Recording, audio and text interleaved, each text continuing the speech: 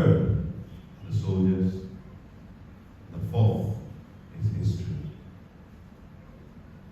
Let me begin with the first. The first reading we heard, Peter used the Old Testament, and with particular reference to Psalm 16, to describe to his listeners that David in the Psalms made reference to somebody else besides himself, because it was clear that what he was writing was to have its fuller sense beyond his time. And so, the testimony of the Psalms from the Old Testament, from David himself, is clear about the resurrection of Christ. That he could not be held down by the grave. The second testimony is the witness of the women, having seen, having touched, having beheld the glory of the risen Christ, and borne witness to the brethren. Mary Magdalene and the other women went to tell the disciples or the apostles, as the case may be, about what their eyes had seen.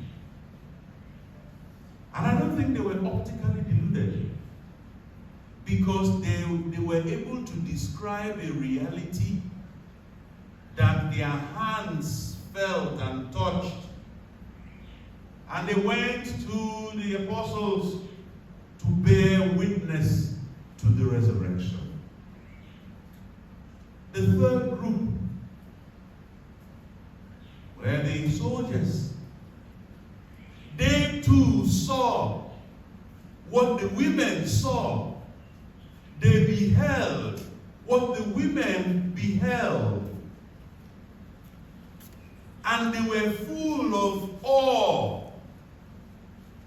And they couldn't hold it.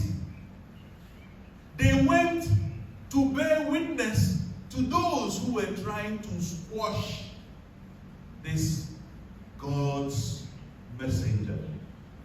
Those who tried to destroy. Those who did everything to eliminate this man.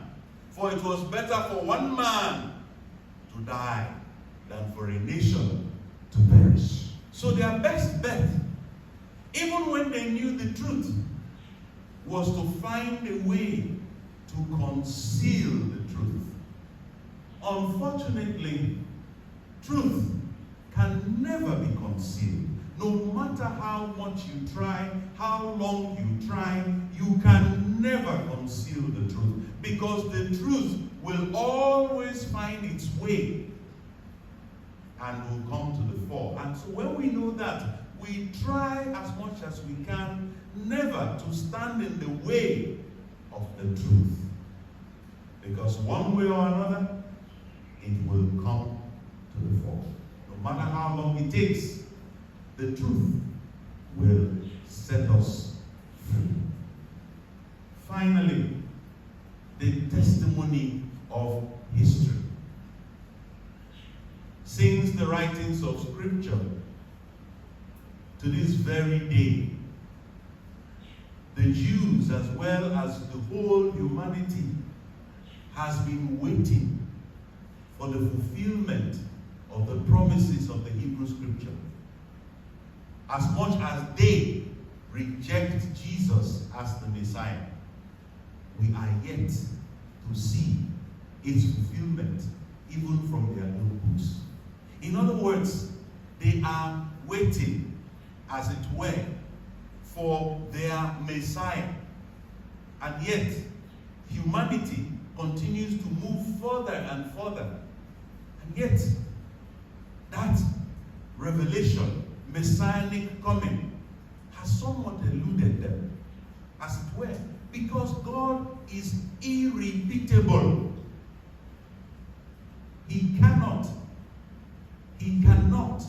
send forth another Redeemer, for he has only one Son. the Christ. So history in itself is proving true that this man sent by God was the Son of God. And so when we recognize these 4 levels of testimony, we become aware that we ought to proclaim to the rooftops the one who has risen from the dead. And how do we do so? By the witness of our lives. Thank you for listening and watching. I hope you enjoyed it. Subscribe to our channel, Dominican Nuns Monastery Ilorin, and share our videos. God bless you. Shalom.